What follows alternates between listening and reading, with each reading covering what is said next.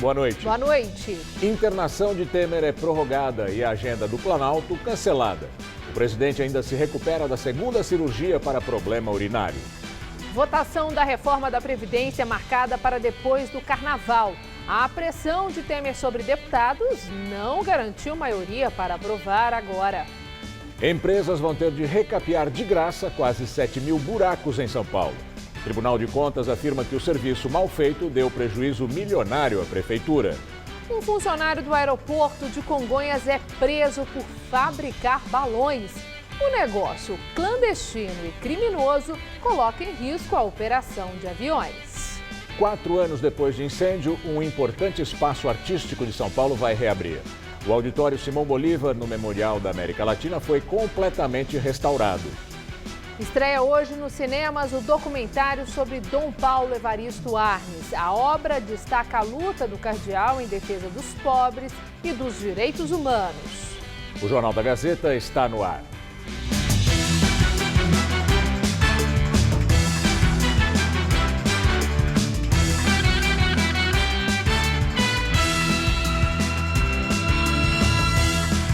O Ministério Público Federal de São Paulo denunciou hoje à Justiça um médico e um ex-diretor do Hospital das Clínicas por fraude em licitações para a compra de equipamentos cirúrgicos.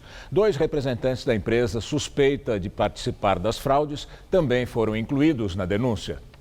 Para a Procuradoria, o esquema chegou a causar um rombo de R$4.800.000 aos cofres públicos. Em nota, o Hospital das Clínicas explicou que todos os equipamentos foram comprados através de licitação, obtendo os menores valores. O Ministério Público Federal de São Paulo ofereceu à Justiça a denúncia contra 4 pessoas por desvio de dinheiro público na compra de marca-passos. Entre os denunciados estão 2 funcionários do Hospital das Clínicas, o neurocirurgião Eric Talamoni Fornoff e o ex-diretor administrativo do Instituto de Psiquiatria, Valdomiro Pazin. As acusações contra eles são fraude à licitação e associação criminosa. O médico é suspeito ainda de corrupção passiva e está afastado do HC. O Ministério Público investiga o uso de eletrodos de marca-passos vencidos e reaproveitados em cirurgias de cérebro realizadas aqui no HC. Os equipamentos eram usados para tratamento do mal de Parkinson. A denúncia do MP é resultado da Operação Dopamina da Polícia Federal, deflagrada em julho do ano passado. Os outros 2 denunciados são o dono e uma então representante comercial da empresa Dabassons, acusados por corrupção ativa, fraude à licitação e associação criminosa. Por meio de nota, a defesa de Vitor Dabá disse que ainda não teve acesso ao conteúdo da denúncia, mas que a empresa Dabassons não vendeu produtos superfaturados e não pagou nenhum tipo de comissão a funcionário público para uso de produtos. Por telefone, o advogado Valdomiro Pazin, ex-diretor administrativo do Instituto de Psiquiatria do HC, alegou que também não teve acesso ao conteúdo da denúncia na íntegra e que, por enquanto, não vai comentar o caso.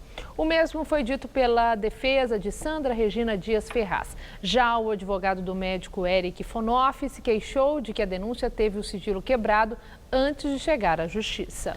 O Hospital das Clínicas, por sua vez, informou que os 2 funcionários citados já estão afastados há mais de 1 ano, quando as investigações começaram.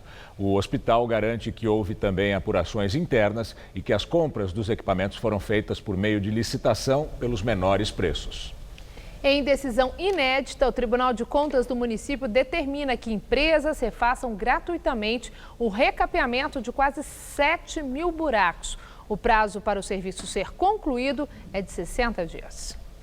Segundo o Tribunal de Contas, o trabalho mal feito já causou um prejuízo de mais de R$2 milhões aos cofres públicos.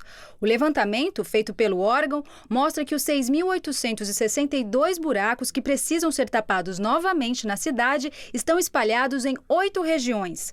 O Campo Limpo, na Zona Sul, é a área com mais problemas. 30% dos buracos mal feitos estão lá.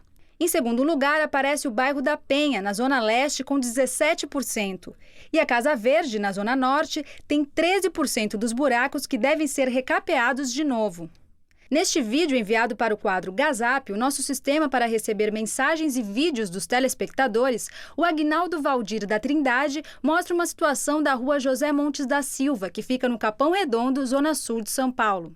Essa não é a primeira vez que ele reclama de vários buracos que estão no local há mais de 2 anos. O caminhão de lixeiro não quer descer mais, está quebrando tudo. Neste outro vídeo, o Paulo Maxson Leandro mostra mais um buraco, desta vez na rua Doutor Cássio Mota, também na Zona Sul. E não são só os carros que sofrem com os buracos. Esse aqui fica em um corredor de ônibus na Avenida Brigadeiro Luiz Antônio. Para os passageiros, a situação fica ainda pior, já que eles têm que se segurar quando passam por um desses. Horrível, insuportável, pula, chacoalha, perigo de cair. Porque o ônibus balança, as pessoas empurram na outra, não tem nem onde segurar direito. Além dos buracos, o Tribunal de Contas do município encontrou um rombo de 70 milhões de reais no contrato de iluminação pública que a Prefeitura de São Paulo manteve nos últimos 6 anos. Um relatório preliminar aponta que houve superfaturamento e sobrepreço no programa LED nos bairros, em que houve a troca das lâmpadas de mercúrio por luminárias de LED. A Prefeitura de São Paulo afirma que os apontamentos feitos pelo Tribunal de Contas sobre os buracos se referem a questões encontradas na administração passada. A atual gestão diz que desde janeiro intensificou a fiscalização das empresas prestadoras de serviços e promoveu uma readequação dos trabalhos. Mesmo assim, a Prefeitura garante que todas as determinações feitas pelo TCM serão providenciadas e vai exigir das empresas que cumpram sua parte no contrato. A Secretaria das Prefeituras Regionais diz que ao longo desse ano foram fechados quase 205 mil buracos. Depois de 4 anos fechado por causa de um incêndio, o Auditório Simão Bolívar, no Memorial da América Latina, vai ser reaberto dia 16 de dezembro, completamente restaurado pelo governo do estado de São Paulo. Sabe aquele cheiro de casa novinha? Pois é assim que o Auditório Simão Bolívar, no Memorial da América Latina, será reaberto ao público no próximo sábado. Ele foi totalmente reformado. Foram 4 anos de obras e um investimento de cerca de 42 milhões de reais.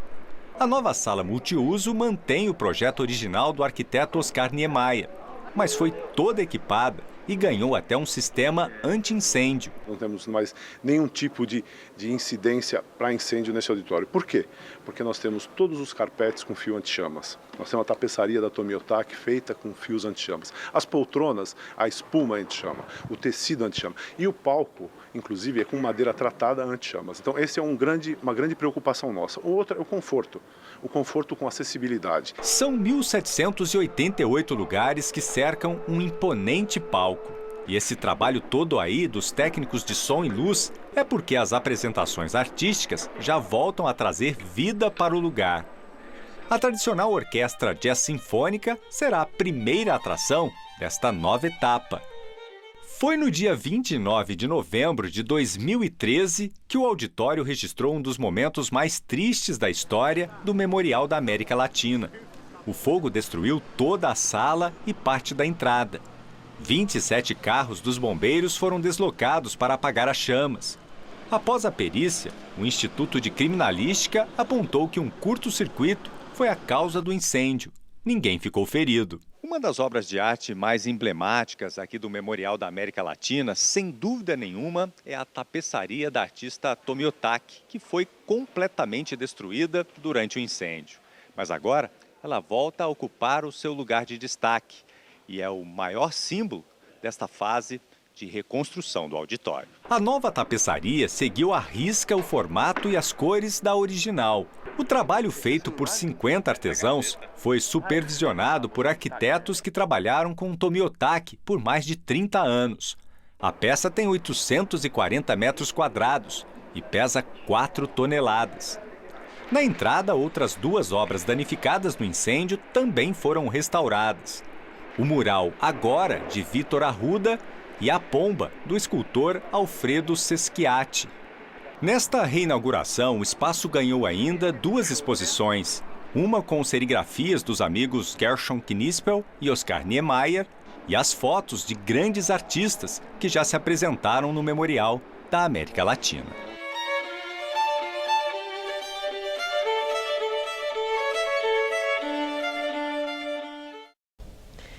Funcionário da Infraero foi preso pela Polícia Civil por fabricar balões em São Miguel Paulista, na Zona Leste. Outro homem também foi detido pelo mesmo crime em Carapicuíba, na Grande São Paulo. Ricardo André de Souza, de 39 anos, trabalha no aeroporto de Congonhas e foi preso em flagrante depois de uma denúncia anônima. Na casa dele, um alçapão dava acesso ao subsolo, onde funcionava uma fábrica clandestina de balões. Souza deve responder por crime ambiental em liberdade, depois de pagar a fiança de um salário mínimo. A Infraero informou que vai apurar a conduta dele. Balões põem em risco a segurança de voos e podem causar incêndios. No mês passado, um balão caiu num prédio em Perdizes e provocou um incêndio num dos apartamentos. Fabricar, vender, transportar ou soltar balões é crime que tem pena de 3 anos de detenção e multa. CPI da JBS aprova o parecer com pedido de investigação do ex-procurador Rodrigo Janot. Ontem, o relatório Carlos Marum, do PMDB, recuou e retirou o pedido de indiciamento dele. Com quórum baixo na sessão, a votação do parecer foi de forma simbólica. O texto foi aprovado, mas houve 3 votos contra. No momento, apenas 10 dos 29 titulares da comissão, que começou em setembro, estavam presentes. O relatório de Marum tem uma série de recomendações genéricas. Os pontos mais polêmicos que constavam do texto original foram tirados para que houvesse acordo. Entre eles estão o pedido de indiciamento do ex-procurador-geral da República, Rodrigo Janot, e do ex-chefe de gabinete dele, Eduardo Pelela, uma proposta de projeto de lei que regulamentava as delações premiadas e o pedido de investigação de fatos relatados pelo advogado Rodrigo Tacla Duran, ligado ao Odebrecht. Ele afirmou à CPI que foi coagido a firmar um acordo de colaboração premiada por integrantes da Lava Jato em Curitiba e por um advogado amigo do juiz Sérgio Moro. Os principais itens mantidos no parecer final são o pedido de indiciamento do ex-procurador Marcelo Milla, dos irmãos Joesley e Wesley Batista, donos da JBS Friboi, e do ex-executivo da empresa, Ricardo Saúd. Com relação a Janot e Pelela, o documento solicita apenas uma investigação da conduta que os dois tiveram na negociação do acordo de delação premiada dos irmãos Batista. Agora, o texto vai ser analisado pela Procuradora-Geral da República, Raquel Dodge, que pode ou não acatar as sugestões. Agora o comentário de Josias de Souza, direto de Brasília. Ele fala sobre Carlos Marum, do PMDB, o novo ministro da Secretaria de Governo de Temer. A chegada de Carlos Marum à pasta da articulação política do governo é marcada por percalços. Já foi adiada um par de vezes e teve de ser protelada novamente por conta da internação hospitalar de Michel Temer. É como se os céus enviassem recados ao presidente, oferecendo-lhe sucessivas oportunidades para rever a escolha de Marum. Mal comparando, Temer está na posição do padre da anedota, que teve a igreja invadida por uma enchente. Um fiel, um funcionário da Defesa Civil e um bombeiro tentaram convencer o padre a abandonar a igreja. Deus está comigo, nada me acontecerá, respondeu o padre 3 vezes antes de morrer afogado. No céu, ele perguntou a Deus: por que me abandonaste, Senhor? E o Todo-Poderoso: ora, padre, mandei 3 emissários e você não deu ouvidos. Alheio aos avisos do além, Temer mantém a escolha de Marum. A principal credencial do personagem é a truculência na defesa dos amigos denunciados criminalmente. Foi assim com Eduardo Cunha e com o próprio Temer. Marum tem vocação para o confronto, não para a articulação. Ele chegou à pasta da articulação política num instante em que o núcleo central da base congressual de Temer passou a ser o Centrão. Daí a opção do presidente. As principais características do Centrão são os movimentos pesados e a lama. Um ambiente assim não é compatível com almas leves. Pede tratores e maruns. O problema é que Temer já está com a água pelo nariz. Boa noite. CPI que investiga as ações da Odebrecht no Peru afirma que a empreiteira pagou mais de $780 mil ao atual presidente Pedro Pablo Kuczynski.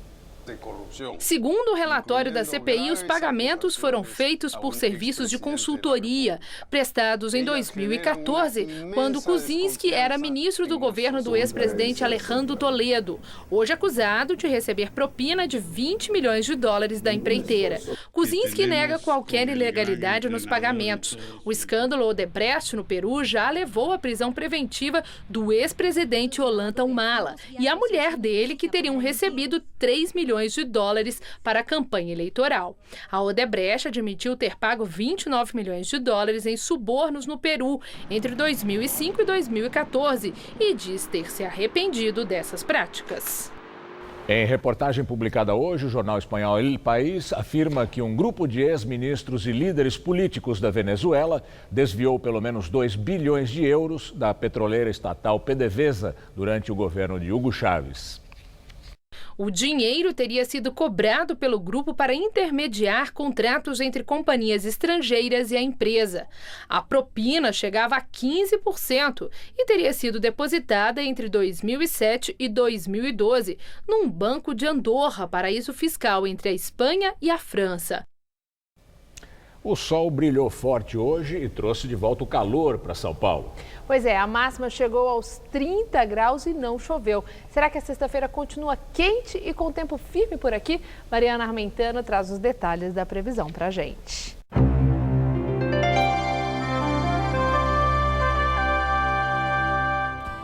Os próximos dias prometem ser quentes em todo o país, mas com o tempo abafado, não dá para descartar as pancadas de chuva. Essa combinação de calor e alta umidade do ar resulta em chuvas pontuais em quase todo o Brasil. As pancadas só devem ser mais fortes ali entre o Nordeste gaúcho e o Sudeste paranaense e nessas áreas mais escuras do centro-norte do Brasil. Já em boa parte do Rio Grande do Sul e em quase toda a região Nordeste, a sexta-feira vai ser quente e ensolarada. Vamos ver aqui a nossa tabela de temperaturas? Em Porto Alegre, calorão de 32 graus. Em Brasília, teremos máxima na casa dos 27 graus, com chuvas a partir da tarde.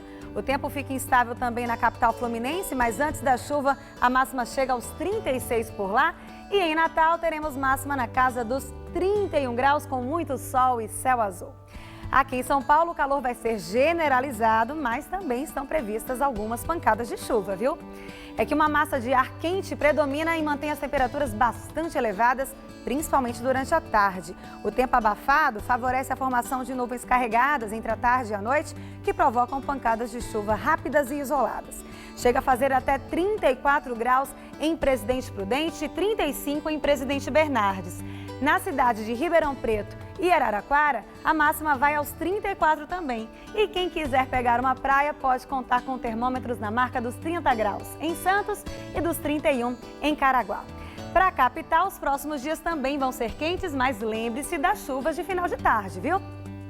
Nessa madrugada, teremos mínima de 18 e máxima amanhã à tarde de 32 graus.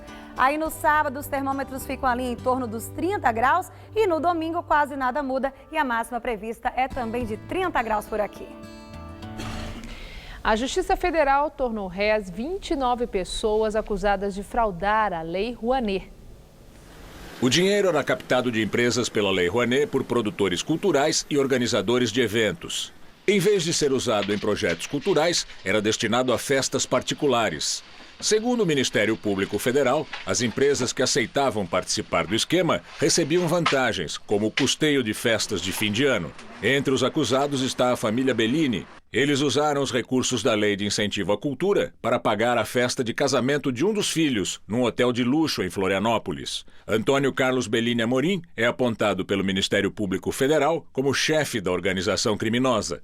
As fraudes aconteceram entre 1998 e 2016, com desvio de cerca de 21 milhões de reais. Bellini, a mulher e os 2 filhos foram denunciados por organização criminosa. Os empresários e executivos que participaram do desvio foram denunciados por associação criminosa. O governo Geraldo Alckmin, do PSDB, publicou uma nova norma no Diário Oficial, dando poderes à Defensoria Pública de solicitar exames periciais diretamente ao IML, o Instituto Médico Legal. Até agora, segundo a antiga portaria de 2009, só a Polícia Civil, a Polícia Militar, o Ministério Público Estadual e a Justiça tinham essa prerrogativa. A Defensoria Estadual disse considerar a mudança um avanço importante que vai beneficiar especialmente nos atendimentos feitos pela instituição em casos de mulheres vítimas de violência doméstica. A Polícia Federal lançou hoje a operação contra a fraude tributária de 205 milhões de reais. Foram cumpridos mandados de busca e apreensão em São Paulo e em Porto Alegre.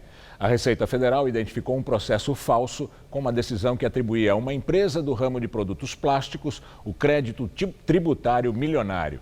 As investigações apontam que os criminosos tinham auxílio de servidores públicos. Eles responderão pelos crimes de associação criminosa, falsificação de documentos públicos, corrupção ativa e estelionato.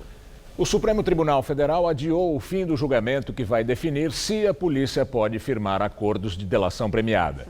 No começo da sessão, o ministro Marco Aurélio pediu para que a análise da questão só fosse retomada no começo do ano que vem, quando todos os 11 ministros vão estar presentes.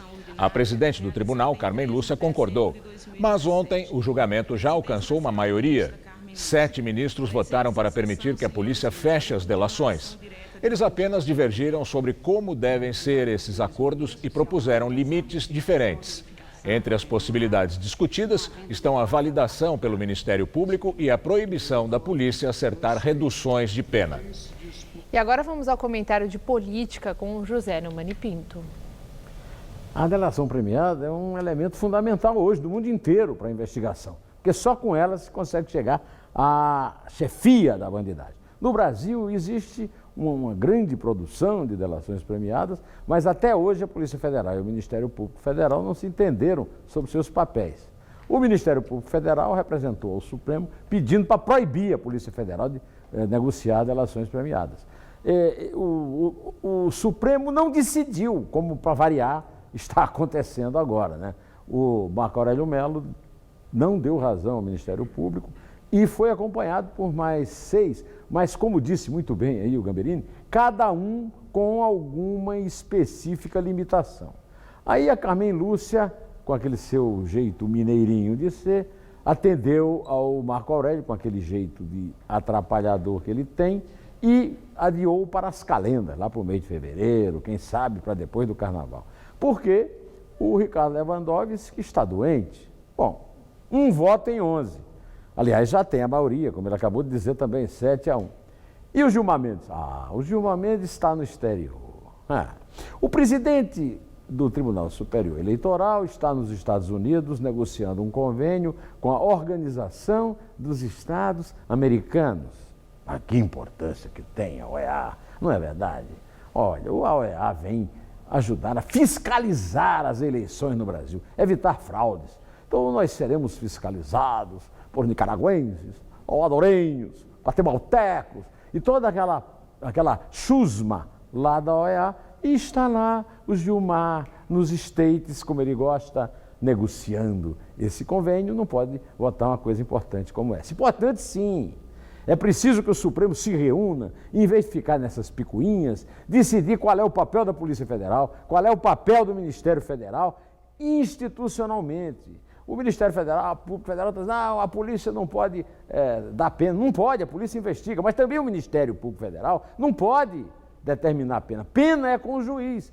E o Supremo Tribunal sabe disso, pode entrar num acordo sobre isso e resolver isso. Tem delação lá esperando, né? A delação do Duda Mendonça, a delação do Marcos Valério, a delação do Palocci também está, mas não é por isso que está lá esperando, né? Olha aqui, o Supremo Tribunal Federal é realmente de uma inoperância suprema. Quanto a isso, não há dúvida. Bom, direto ao assunto, eu voltarei aqui terça-feira. Em pé. Um relatório apontou que a Volkswagen apoiou e colaborou com o governo da ditadura militar aqui no Brasil. O estudo concluiu que em 1972, 6 trabalhadores foram presos e pelo menos um deles torturado dentro da fábrica de São Bernardo, no ABC Paulista.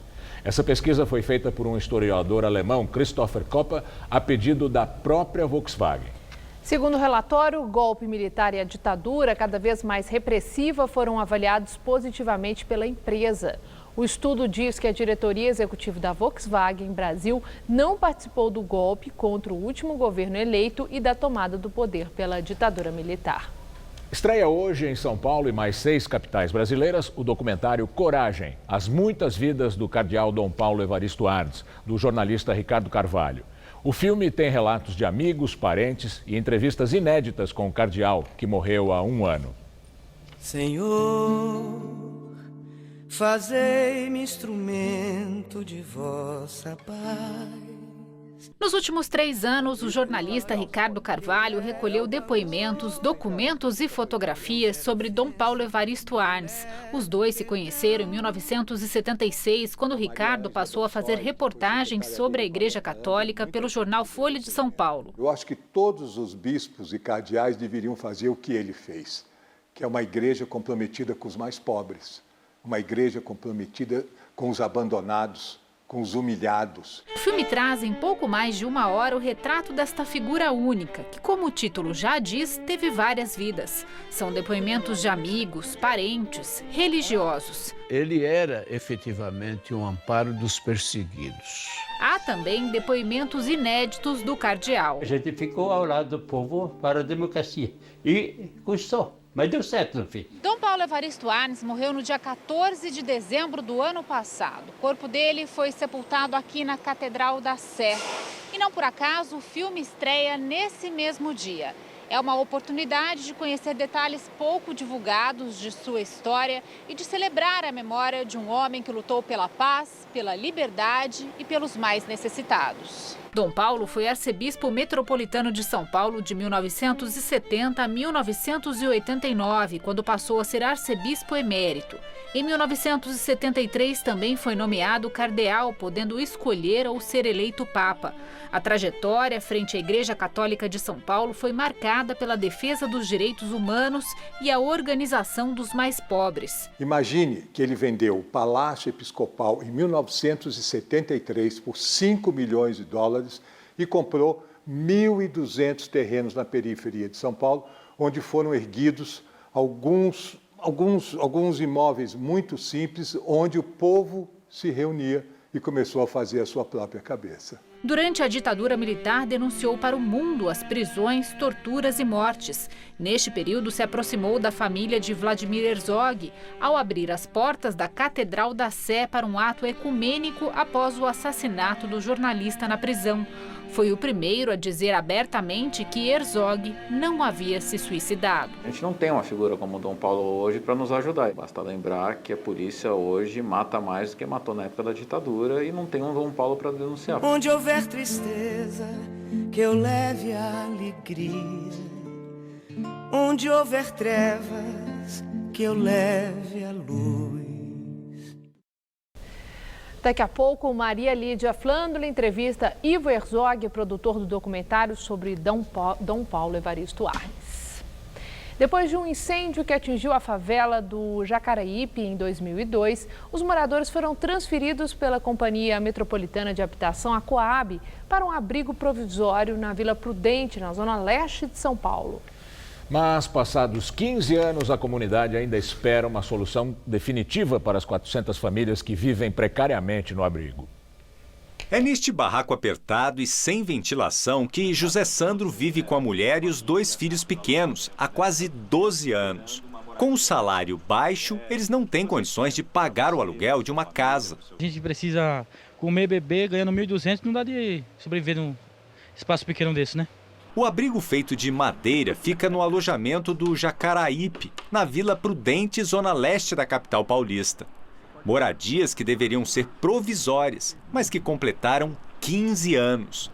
Ele foi erguido pela Coab, a Companhia Metropolitana de Habitação, depois que a favela onde ficavam essas famílias foi atingida por um grande incêndio em 2002.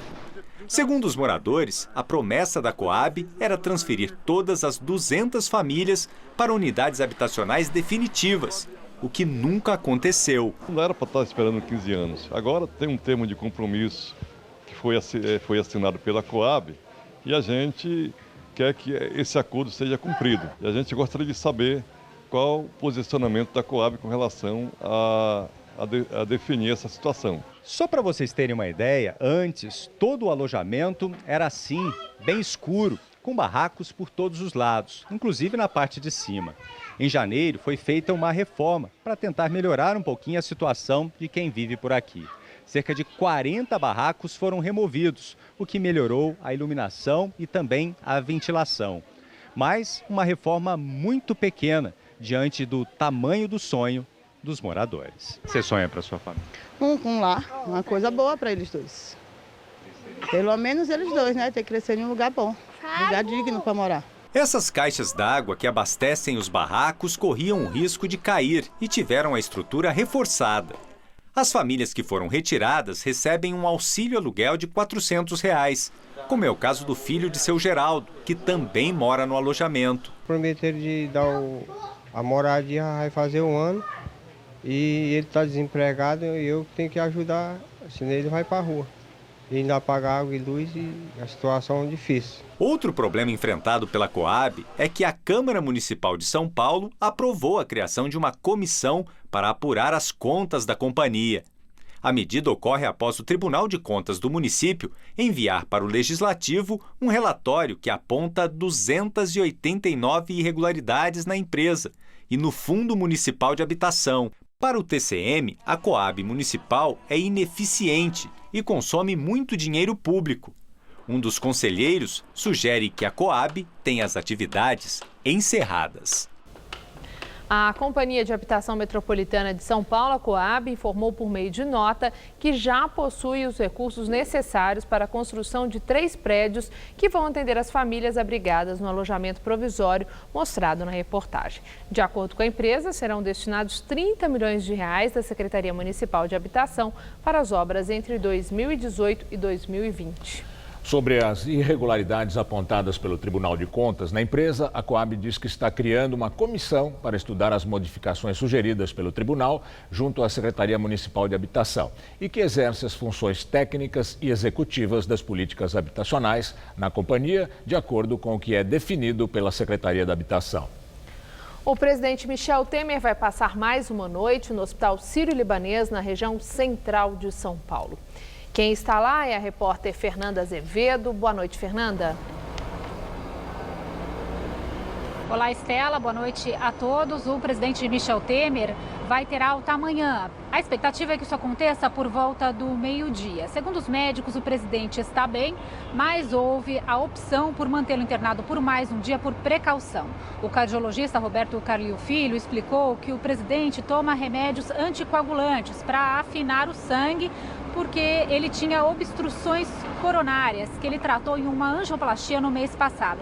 Como agora ele teve uma pequena incisão na uretra, havia o risco de sangramento. Toda a agenda pública desta quinta-feira foi cancelada. O presidente participaria de encontros com o prefeito de Salvador, Antônio Carlos Magalhães Neto, também com o ministro da Saúde, Ricardo Barros, e participaria agora, às 5 horas da tarde, da posse do novo ministro da Secretaria de Governo, o deputado Carlos Marum, do PMDB. A nova data ainda não foi divulgada pelo Palácio do Planalto, mas a expectativa é que essa posse aconteça na semana que vem. Os médicos do presidente deram uma coletiva de imprensa agora à tarde e explicaram que a partir da alta amanhã o presidente vai retornar para Brasília e pode retomar a agenda pública normalmente. A única exceção é uma viagem que ele faria à Ásia entre 5 e 13 de janeiro. Essa viagem terá que ser adiada, isso porque o presidente vai usar pelas próximas 3 semanas uma sonda urinária. Os médicos deram mais informações sobre esse procedimento. O estado de saúde do presidente é o segundo procedimento cirúrgico nessa região em 3 meses. Vamos ouvi-los. Isso pode acontecer em quem faz manipulações múltiplas da uretra. Tem pessoas que fazem várias cirurgias na bexiga pela uretra e podem desenvolver um estreitamento do canal. Eu fiz uma incisão na uretra. O canal fecha, a gente passa uma pequena lâmina e corta. No caso dele, essa incisão é uma coisa muito simples, muito fácil de ser feita por qualquer médico. A incisão foi feita, a uretra se abriu amplamente, então foi colocado um tubo novamente na bexiga, uma sonda que a gente chama, que está lá até agora. O presidente é uma pessoa extremamente saudável. Agora, são intercorrências que acontecem com qualquer um de nós. Poderia ter ido embora, que ele está super bem, mas é sempre um prazo de segurança a mais, justamente por causa dos remédios chamados antiagregantes plaquetários. Amanhã ele deve ter alta de manhã, ou será até a hora do almoço, e vai cumprir a agenda normal. O Congresso aprovou ontem à noite o orçamento da União de 2018. O valor total é de 3,5 trilhões de reais, incluindo o refinanciamento da dívida pública. A proposta define as receitas e despesas dos poderes executivo, legislativo e judiciário para o ano que vem. O orçamento prevê destinação de 1 bilhão e 700 milhões de reais para o fundo eleitoral criado para financiar as campanhas eleitorais com dinheiro público. O governo prevê crescimento do PIB este ano de 1,1%. A projeção oficial anterior era de aumento de 0,5%. Segundo o ministro da Fazenda, Henrique Meirelles, essa previsão, que está acima do esperado pelo mercado financeiro, é conservadora. Para o próximo ano, a equipe econômica também elevou de 2% para 3% a previsão de expansão da economia em 2018. O secretário de Acompanhamento Econômico, Fábio Kanczuk, disse que se a reforma da Previdência não for aprovada no governo Michel Temer, o impacto negativo sobre o PIB de 2018 seria de 0,15 ponto percentual. O presidente da Câmara dos Deputados, Rodrigo Maia, do DEM, marcou votação da reforma da Previdência para 19 de fevereiro. A discussão deve começar no dia 5 do mês, antes do Carnaval. Ou a gente vai, mesmo no ano eleitoral, discutir esse tema de forma transparente, para aqueles que querem discutir com seriedade com a sociedade brasileira.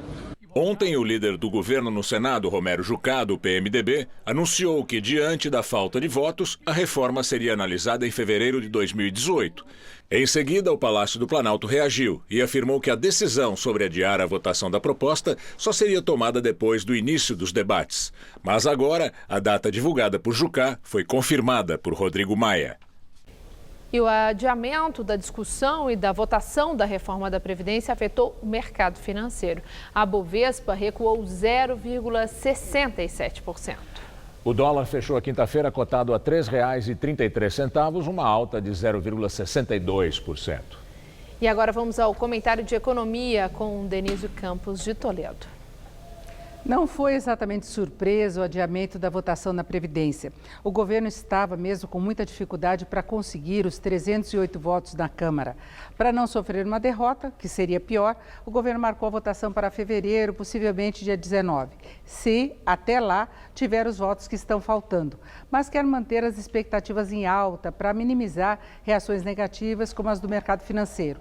Só que se a conversa ficar mesmo para 2019, como já se especula, o mercado pode ficar bem mais pressionado com a alta mais forte do dólar, que atrapalha a inflação, que comprometeria até a manutenção dos juros básicos mais baixos. As negociações ainda prosseguem. Já se fala até numa transição para servidores contratados antes de 2003, como dos trabalhadores do setor privado. É importante que não ceda demais. Primeiro, porque igualar as condições da aposentadoria do setor público e do setor privado é um dos principais argumentos para se obter maior apoio da sociedade. Depois, porque se continuar cedendo, vai reduzir ainda mais o resultado que se espera da reforma em termos financeiros, na redução do ritmo de aumento das despesas. Agora, mesmo ainda fazendo esforço para aprovar a reforma, o governo pode não conseguir evitar algumas consequências negativas, além da reação do mercado. As agências de classificação de risco voltaram a alertar sobre novos possíveis cortes da avaliação do Brasil, o que poderia encarecer a captação de recursos, reduzir fluxo de investimentos. Os empresários tendem a ficar mais cautelosos no aguardo de alguma coisa mais concreta. O fato é que a situação fiscal do país é muito grave. Esse orçamento aprovado ontem para 2018, já respeitando a PEC dos gastos, que determina que as despesas não possam crescer mais do que a inflação do ano anterior, esse orçamento, mesmo segurando essas despesas com base na inflação e contando ainda com uma receita maior, em função de uma esperada expansão mais forte da atividade, prevê um déficit de 157 bilhões de reais. Esse déficit é abaixo da meta fiscal do ano que vem, mas absurdamente ruim. E o próprio crescimento pode acabar sentindo algum impacto de um eventual fracasso da reforma. O governo até melhorou as projeções nesse sentido, como nós vimos. O ministro da Fazenda, Henrique Meirelles, anunciou essa elevação de 0,5% para 1,1% da projeção de crescimento este ano e de 2% para 3% do ano que vem. As previsões estão mesmo um pouco acima das do mercado e até do próprio orçamento, mas 2018 com certeza vai depender muito do que se possa esperar do ajuste das contas, além, é claro, do quanto que as eleições poderão interferir nas expectativas. Boa noite. Israel fechou hoje a fronteira com Gaza depois de novos disparos de foguetes palestinos contra Jerusalém. O principal ponto de entrada de mercadoria na faixa de Gaza e a passagem de pedestres foram fechadas. Não foi informado quando as passagens seriam reabertas. Israel alega que está sendo alvo de foguetes palestinos disparados da faixa de Gaza. A Força Aérea Israelense também bombardeou alvos do Hamas. Desde 6 de dezembro, houve 14 lançamentos de foguetes da faixa de Gaza, todos interceptados pelo sistema antimíssil, segundo informação oficial de Israel. O tema da entrevista do dia com Maria Lídia Flandoli é o documentário Coragem, as muitas vidas de Dom Paulo Evaristo Arnes, dirigido pelo jornalista Ricardo Carvalho. Hoje, na data de 1 ano da morte de Dom Paulo Evaristo Arnes, Ivo Herzog, produtor do documentário, aliás, Ivo Herzog é integrante do Conselho Deliberativo do Instituto Vladimir Herzog, que apoiou a produção do documentário sobre Dom Paulo Evaristo Arnes. Muito obrigada, Ivo, por estar aqui e falar conosco desse trabalho que, pelo que a nossa reportagem mostrou, é um trabalho denso e comovente. Muito importante, é um documento da história do país, de um período da vida do país, onde uma personalidade como Dom Paulo Evaristo Arnes teve tanto destaque. Destaque na defesa dos pobres, na defesa dos direitos humanos, na luta pela justiça por uma sociedade mais justa. E agora o nome desse documentário chamou a minha atenção, a escolha desse nome, Coragem. Exatamente um traço da personalidade de Dom Paulo. Eu quero começar por aí. Claro, Maria Lídia. Bom, é um prazer estar aqui. Dom Paulo faz parte da história da minha família, né? O ato ecumênico. Aliás, digo mais, acho que faz parte da história do Brasil, porque com a coragem dele, já justificando o título do documentário, ele abriu as portas da Catedral da Sé, no dia 31 de outubro, para celebrar o ato ecumênico que marcava o 7º dia da morte do meu pai. E naquele dia acabou a ditadura, ela começou a desfalecer, né? É o começo do processo de redemocratização do Brasil. Então, se você, se todos nós que estamos assistindo esse programa hoje podemos votar, podemos falar o que a gente quer, podemos ir na rua e fazer as mais diversas manifestações, é graças à coragem. O principal protagonista para mim é Dom Paulo Evaristo Arnes, né? E é uma coragem que não se... O documentário é muito interessante também por esse ponto. Talvez ele seja muito conhecido pelo caso Herzog, mas o caso Herzog é um entre centenas de momentos de muita coragem e de muita convicção em ajudar a pessoa na missão franciscana de acolher, de solidariedade, coisas que eu acho que andam um pouco em falta, né, na nossa sociedade atualmente. Um pouco em falta é generosidade sua, né? O momento que nós vivemos é um momento em que a gente percebe como valores, princípios, ou mesmo uma causa, como tudo isso parece estar assim tão tênue, coberto por uma neblina muito densa que precisa logo espairecer para que a gente veja tudo isso de novo. A época a qual vocês referem que Dom Paulo atuou tanto foi a época do arbítrio, e aquele marco naquele ato ecumênico na Praça da Sé, que foi o marco do começo da abertura, o começo do fim, né, daquele processo da ditadura, é a revelação de tudo isso.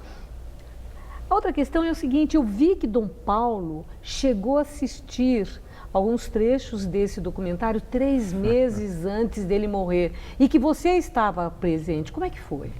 E filmei ainda, tenho cenas. Não, foi realmente muito emocionante. Foi a última vez que eu vi Dom Paulo, no aniversário dele, há exatamente 1 ano atrás, nessa data. E a gente esteve na casa dele para mostrar alguns poucos trechos do documentário. E já tomamos uma bronca de Dom Paulo, porque ele quis assistir todo o documentário. A gente realmente passou todo o documentário. Faltavam algumas inserções, tinha algumas cenas que ainda não tinha imagem, só tinha narração, né? Aliás, uma narração belíssima do Paulo Betti. Mas ele ficou muito emocionado. Tem momentos do documentário que a família dele, de Forquilinha, dialoga com ele e até começam a cantar uma música em alemão. E ele começou a cantar também. Então foi realmente memorável aquele dia. E depois a gente cantou parabéns, comemos bolo. Um momento assim de revolver emoções, né? Revolver, eu me considero um privilegiado assim de poder ter estado naquele momento. Eu tomei a liberdade, a gente gravou algumas cenas, né, que está no acervo do Instituto Vladimir Herzog, a gente até cedeu para algumas. Está tendo muita mídia sobre o documentário, muita gente pedindo material, né? Então a gente vem cedendo algumas dessas imagens. Mas é muito interessante porque uma outra coisa que é importante, tem uma coisa assim que eu acho incrível, assim, quando o Dom Paulo se aposenta e deixa de ser o arcebispo de São Paulo, o cardeal de São Paulo, ele realmente faz questão de sair da cena pública, institucional que ele tinha, porque ele não era mais a instituição. E se aposenta, foi lá, ficou recluso. E aí começou a surgir muitos boatos sobre a saúde dele, que o Dom Paulo está doendo.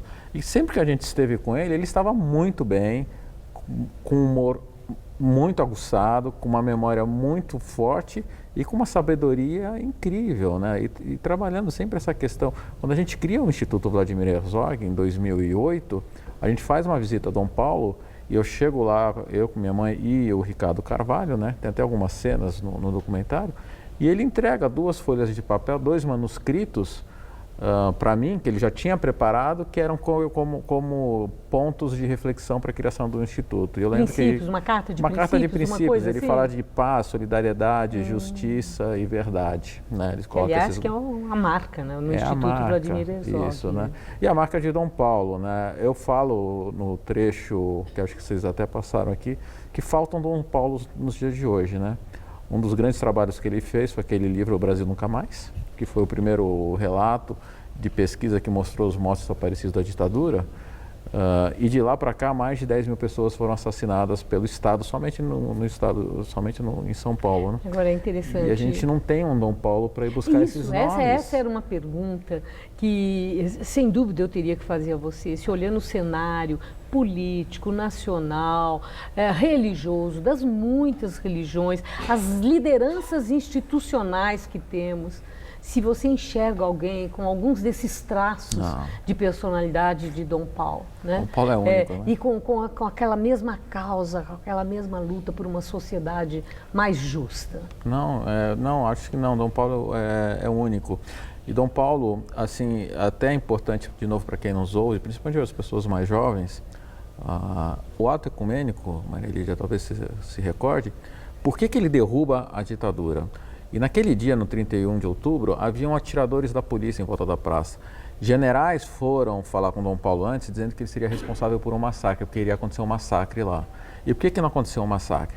Porque as pessoas chegaram em silêncio e foram embora em silêncio, a pedido de Dom Paulo. E essa paz, esse grito silencioso de paz, derruba qualquer governo que use a força para se manter. Muito mais eloquente, né? Vide do que Mandela, o armamento, Gandhi, a ameaça, a truculência, né? tudo aquilo que a gente então, sabe. eu acho que essa serenidade, essa convicção, você vê a história de Dom Paulo, é uma história de convicção dos seus princípios, né? E de exercer eles ao limite. Eu acho que isso que o tornou uma pessoa realmente tão admirável, tão importante e tão histórica. O documentário é realmente fundamental para se conhecer provavelmente o mais importante figura de São Paulo do século XX. E ele já houve a pré-estreia e está em cartaz. Eu queria que você passasse para quem nos assiste agora, claro. Que certamente, pelo que viu na reportagem aqui do jornal e ouviu você falando com a emoção com que você fala e convicção, vai querer ver. Dom Paulo nos causa alguns problemas. A gente na pré-estreia tinha reservado uma sala de cinema e tivemos que de última hora conseguir 3 salas de cinema, porque a quantidade de pessoas que veio na pré-estreia foi muito acima das nossas previsões. O Circuito Cultural do Banco Itaú está levando o documentário para 6 ou 7 cidades do Brasil, o que é fenomenal para um produto brasileiro, para um documentário, né? Não é um blockbuster de Hollywood. Então, eu acho que está aí, está à disposição, as pessoas vão poder ver, vão poder assistir e, fundamentalmente, vão poder aprender com essa figura que é inspiradora. E sair de lá orgulhosos, nós que andamos tão carentes de sentir orgulho por um grande pessoas brasileiro. E situações. Um grande brasileiro. Muito obrigada. Eu que agradeço. Uma boa noite. Obrigado. Gamberini. A seguir, o Flamengo não conquista a Copa Sul-Americana. O Independiente da Argentina conseguiu um empate e garantiu o título. Até já. Para ter um time campeão, escale apresentadores que dão show, comentaristas polêmicos, convidados ilustres. Mas espera, tá faltando coisa aí. E confira com essas feras os lances que deram o que falar. Os caras erram em lances que são evidentemente claros. E os bastidores do seu time do coração. Mesa Redonda, todo domingo, 21h. Oferecimento Lux Color. Tudo que é muito bom é tão bom quanto pintar com Lux Color. Baltec, a manta líquida que impermeabiliza e colore o Brasil. Rede Pit Stop, a maior rede de autopeças e serviços automotivos do Brasil. Quem tem conta no Bradesco conta com muitos benefícios. Conta com isenção da tarifa da conta corrente por perfil. Conta com aprovação do crédito imobiliário em até 1 hora. Incrível, né? Contrata crédito consignado direto pelo app e ainda concorre a 1 milhão em prêmios. E tem mais, conta com desconto no cinema, no refri e até na pipoca. Demais, né? Pessoal, vai começar. Quem tem conta no Bradesco conta com muitos benefícios para seguir em frente. Bradesco, pra frente. Falar que você estudou jornalismo na Casper Libero te abre portas, porque é a melhor faculdade de jornalismo do Brasil. E sempre foi uma grande referência, desde quando eu estudava até hoje. Um dos motivos que me levou a querer fazer a faculdade Casper Libero foi a localização, que está na Avenida Paulista, está no coração de São Paulo, isso é maravilhoso. E também aqui tem a Fundação Casper Libero com diversos veículos de comunicação. A gente tem a televisão, tem a rádio, tem a internet, o site. E a faculdade abastece todos esses veículos com os profissionais. Então eu fico muito feliz de ter estudado aqui, de fazer parte dessa história e de hoje poder contribuir como apresentadora. Por isso, eu sou o Casper. Somos todos Casper.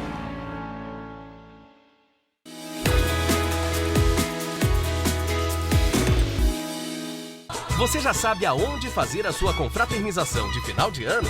Comemore no Lelis Trattoria. Pratos para 2 pessoas a partir de R$ 87,00. Condições especiais para grupos e famílias. Nas noites, música ao vivo e estacionamento gratuito. Lelis Trattoria, a melhor opção para comemorar seu final de ano. Rua Bela Sintra, 1849 Jardins. Telefone 3064-2727. lelis.com.br. É Vero, é Lelis. Corrida de São Silvestre.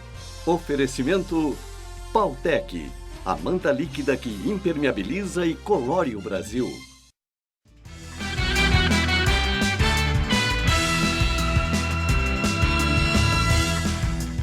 Agora as notícias do esporte com Estela Gontijo e Celso Cardoso.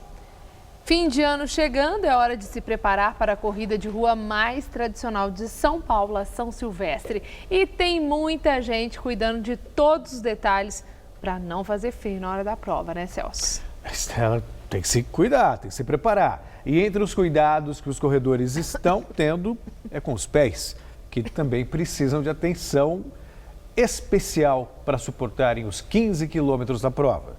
Veja na reportagem. Aidil Miranda veio da Bahia há 30 anos e trabalha como podóloga esportiva há 15 anos. Os pés são tão importantes, muito, muito, muito, muito. Eu falo assim, gente, você só lembra dele quando começa a doer. E quando ele dói, a gente ainda fala assim, gente, por que esse pé tá doendo? Aidil, quais são os principais cuidados que uma pessoa tem que ter com os pés antes de correr, antes de praticar atividade física? Corte correto das unhas, a higienização, meia de algodão, usar meia de algodão é essencial, porque vai absorver o suor. Tênis é o tênis sempre um número a mais do que você usa. Além de cuidar de pés de atletas, a Aidil também começou a correr há 3 anos. Apesar de preferir provas de montanha, a baiana participará pela primeira vez da corrida de rua mais importante da América Latina, a São Silvestre. Dizem que quem corre tem que fazer uma São Silvestre. E eu decidi assim, eu falei assim, putz, faço ou não faço? Faço ou não faço? Eu falei assim, não, eu tenho que ter uma medalha da São Silvestre, uma corrida internacional bem conhecida. eu quero mostrar essa medalha aqui também da São Silvestre, então eu vou decidir fazer. Quem já conhece bem a São Silvestre é a Ana Animal. Ela participa de corridas há 21 anos, mas nunca cuidou dos pés com um profissional. O calo, ele é uma defesa do organismo. Se aparece é porque alguma coisa está dando errado. Ou se você estiver acima do peso, ou sapato, que é um atrito, aí vai formando o calo, a calosidade. Eu tinha um calão, sumiu o calão, olha que legal. Ficou lisinho, né? Ficou. Caraca, pé de mocinha.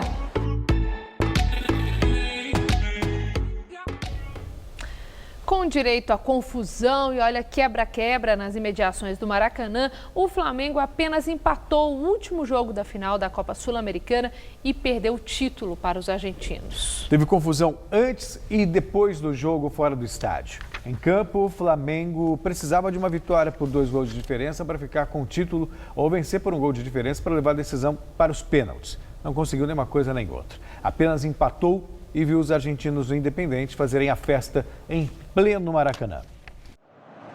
O Flamengo precisava reverter o placar do jogo de ida e encheu a torcida de esperança aos 29 do primeiro tempo, quando Lucas Paquetá aproveitou o bate-rebate para fazer 1-0 diante do Independiente. Mas o time argentino foi buscar o empate na cobrança de pênalti de Barco. Ele deslocou o goleiro César e deixou tudo igual no Maracanã.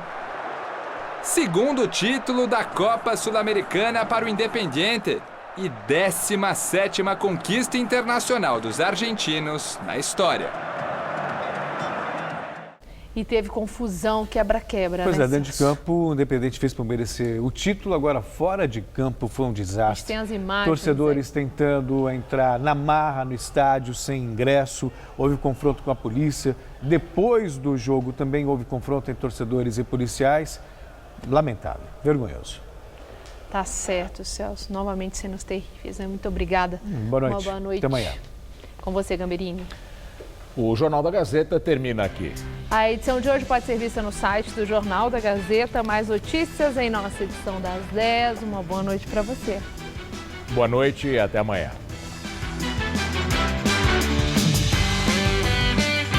Saiba tudo sobre o combate ao câncer de pele no Todo Seu de hoje, 10h30 da noite.